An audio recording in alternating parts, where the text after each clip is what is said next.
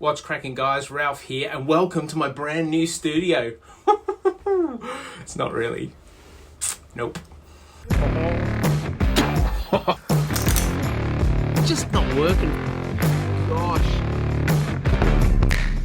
Oh, it's so good. This is Fusion Creative. It's a suite of studios and creative spaces where people can come and get their creative on. And I've been asked by the creative director, Michael, if I could shoot this place. So what I want to do in this video is show you 3 ways to videographically or photographically capture a space, and then I've got a special one right at the end for you to enjoy if you hang around something a little bit different but vitally important to capturing a space. So let me show you around with the first method, and that first method is video. Now, I shot 4K 60 frames a second, and then I just color graded it, stabilized it a touch, edited it together. Enjoy.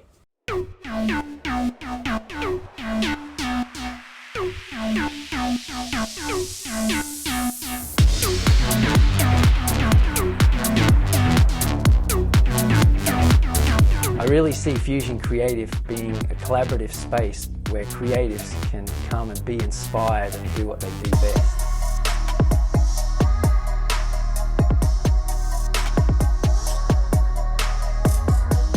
Collaborative space for all creatives, from musicians, singers, production, photography, video, coming all together in one place.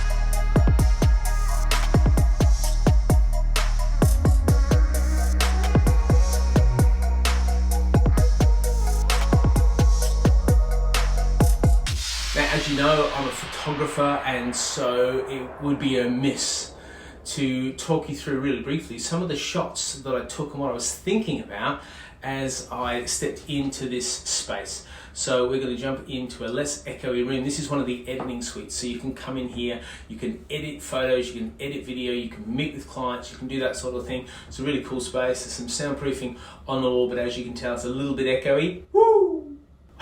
So let me jump to a different space, and I'm going to talk you through some of the photos that I shot and why I shot them and how I edited them, just really briefly, but to give you a feel of what is possible when you come to shooting real estate or a project like this.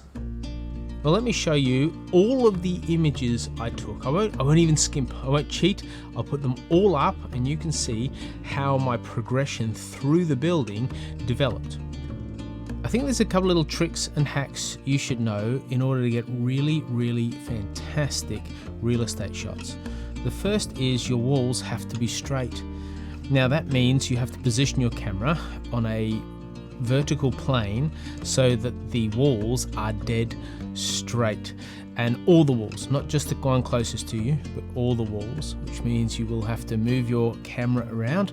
And if you're using a tripod, you'll have to move your tripod around to ensure that the walls are straight. And it's always good in Lightroom afterwards to use the transform tool just to make sure it's all Mickey Mouse.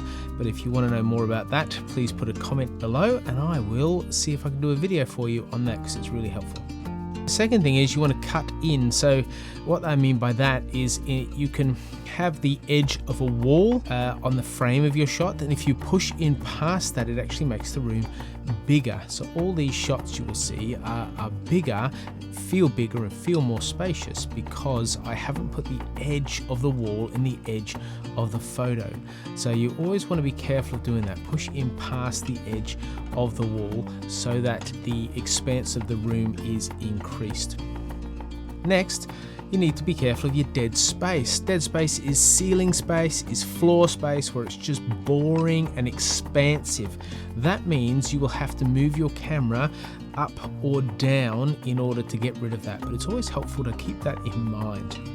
There are always sometimes, say, light fittings or hooks and stuff that detract from the photo, so you can Photoshop those out. I don't think that's breaking the integrity of the photo. You're not misleading people, you're actually causing the photograph to have less clutter, which also means before you take the shot, if there's rubbish bins around, if there's chairs out of place, if you're shooting a hotel room, for example, and the towel's not bang on, or there's things there that distract or make it look less than ideal, then it's always good to just move them before you take the shot.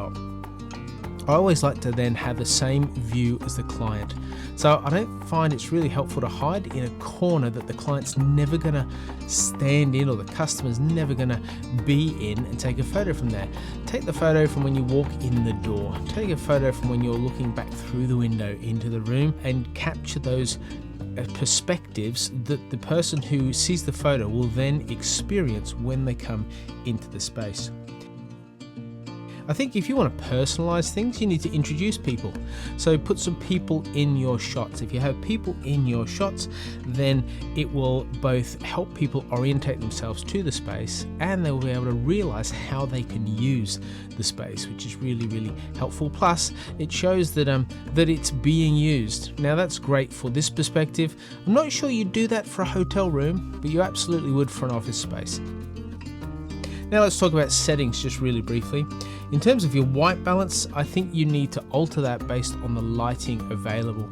If you put say a daylight or a fluorescent or an indoor setting on your camera, it will look skewed. So I prefer to shoot just with a 5500 daylight setting, and then I will alter it later on to represent what I saw on the day, especially in a dark place like this. Now, because these rooms were so dark, I shot on a 2.8 aperture.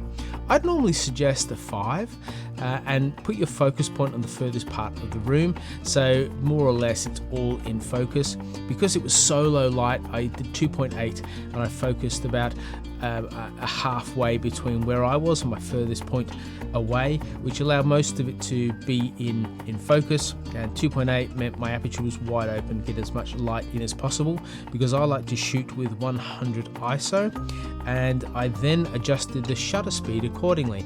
Now that meant I was shooting on a 25th of a second all the way through to a couple of seconds in some scenarios, so I used a tripod, and I also used a 2-second timer on my camera so that I didn't move it. And finally, I shoot really wide, so I have a 16-35 lens with an adapter that I'll put a video at the end of this about how I do that. But I connect the lens, that's a Canon lens, to my Nikon Z6 body, and it works perfect in scenarios like this. Gives me really, really wide framing, however it's really, really lightweight. A final point to say is you can get the rooms, the wide rooms, which is really necessary. You can get the people in it, and then I think it's good to pick up some of the detail, some of the intricacies that bestow the values of the place. So fun, or music, or dedication, or we want a particular mood in this space, or we've thought about soundproofing the room. So special things like that help ground the experience of the customer. And you're looking to shoot for social media, for websites, for whatever the client wants. So it's always best to ask them before you start, how are you going to use these images, and shoot accordingly. So there you go. I hope that's really, really helped, and we're going to go back to the studio now. Have a look at this. We are in a completely soundproof room. I can yell and the guys outside can't hear me. I have no idea what this does. However, it was magnificent to come in here and shoot this. And here's why. I used my Insta360 1R with a 360 mod. It's on the selfie stick that comes with Insta360 and extends to like 1.60 meters. Must be about 1.60 meters. It's got this little tripod that comes with it, and you screw it on, you lock it off, and then what happens is you position it in parts of the room. Like in this room, which is probably 4 meters by 3 meters, I had this take 7 photos. So you're looking at different angles in the room, in the center of the room, and then you use what's called QPix to pull it all together again. And I'm just going to show you some QPix results that we got. But QPix is a architectural tool and a real estate tool that enables you to capture all the elements. So I basically took 173 photos.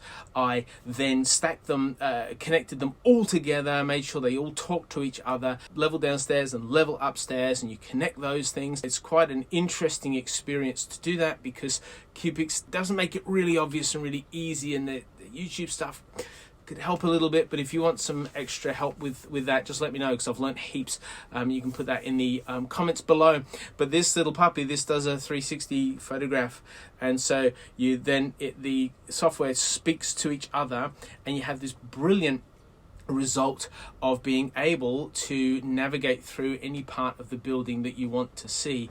And so clients can come and they can look at this footage, they can look at where they go and what facilities are where. They can get a feel for how they might use the space before they ever have to come in and engage in that, oh, do we want to say yes or no? So they can suss it out completely beforehand, they can be empowered to do so, and then they can come and enjoy themselves and know already what they're going to do. They can envision what's going to happen. If you've stuck around, the final way to capture the essence of a place is to speak to the people of the place. And so I sat down with Michael Hickey, who's the creative director here, and I asked him some questions. And the idea was that his responses we'll edit in, we'll use on social media, we'll put on YouTube potentially, where they get to meet the owner, they get to meet the guy who's behind it all with the vision, the person they'll be working with, and they'll get to know and be comfortable with him before they ever come in to the place. So if there's ways you can do that when you're creating your video, when you're creating your photos, of helping it become personal and evoking some heart and connection, then that's really valuable because it puts people at ease. And so I offer that to you as the final one. If you've got any questions or other creative avenues that you would employ when trying to shoot and capture the essence of a building or a business, Fusion Creative has just started up. It's just opened, and what we were actually doing was creating all the material that will be part of the launch material on social media and their website and elsewhere. I hope you enjoyed this, hope you got something from it, learnt from it. I always learn when I do a shoot, and this was a lot of fun. Give us a thumbs up and subscribe if you enjoyed this and you enjoyed the rest of my content, because as you know, when you're creating real estate video, it's short, it's sharp, it's snappy, and I'm gone. Bye.